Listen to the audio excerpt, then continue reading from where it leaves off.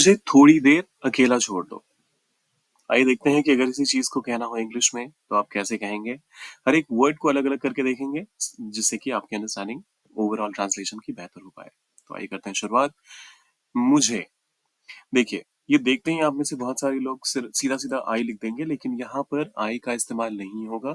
वो इसलिए क्योंकि ये जो एक्शन यहाँ पर हो रहा है अकेला छोड़ने का, वो रिसीव कर रहा है आई।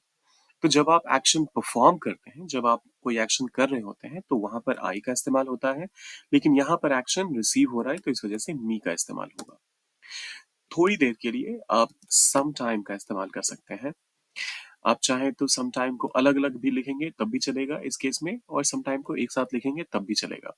देखिए, सम टाइम जब आप अलग अलग लिखते हैं तो इसका मतलब हो जाता है कि एक पीरियड ऑफ टाइम। लेकिन जब आप सम टाइम को एक साथ लिखते हैं तो ये कहने का मतलब हो जाता है कि वो फिर समय का पता ही नहीं है कि कब तक खत्म होगा। लेकिन हाँ, कुछ देर की बात हो रही है, वो कुछ देर शुरू अभी हो चुका है, लेकिन खत्म कब होगा इसका कोई अंदेशा या इसका कोई आइडिया है नहीं। तो इस केस में सम टाइम या फिर सम टाइम दोनों को अलग अलग करके भी लिखेंगे या फिर साथ में लिखेंगे, दोनों ही चलेगा, क्योंकि इस पूरे सेंटेंस में कहीं भी वो क्लैरिटी है ही नहीं। सो आप यहाँ पर सम टाइम का इस्तेमाल कर सकते हैं, या फिर आप चाहें तो अ वाइल का भी इस्तेमाल कर सकते हैं। दोनों ही चलेगा। मैं यहाँ पर अ वाइल का इस्तेमाल करता हूँ। अकेला के लिए आप अलोन का इस्तेमाल करेंगे।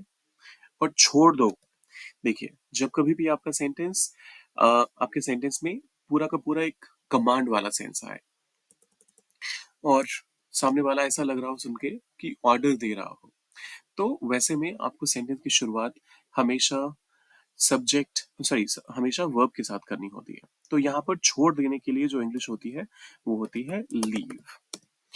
तो leave me a while alone, अटपटा है ना। आइए करते हैं इसको सही। लीव मी, और पहले अलोन आएगा, लीव मी अलोन, और अ वाइल।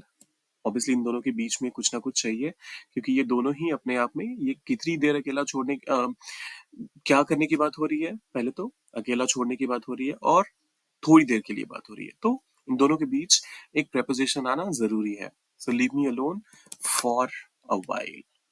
मुझे थोड़ी देर अकेला छोड़ दो, leave me alone for a while. ये रहा हमारा आज का ट्रांसलेशन लेसन। एक बार फिर से रिपीट कर देते हैं। Leave me alone for a while, मुझे थोड़ी देर अकेला छोड़ दो। ऐसे ट्रांसलेशंस तो रोज आते रहते हैं, लेकिन आपको अगर कोई ऐसा ट्रांसलेशन है जिसे करने में हो रही है दिक्कत, तो उसे डालिए कमेंट सेक्शन में। बाकी वीडियो को करना है लाइक, चैनल को सब्सक्राइब, शेयर कीजिए इसे उन लोगों के साथ जो आपको लगता है इससे कुछ फायदा पा सकते हैं। मिलते हैं जल्दी।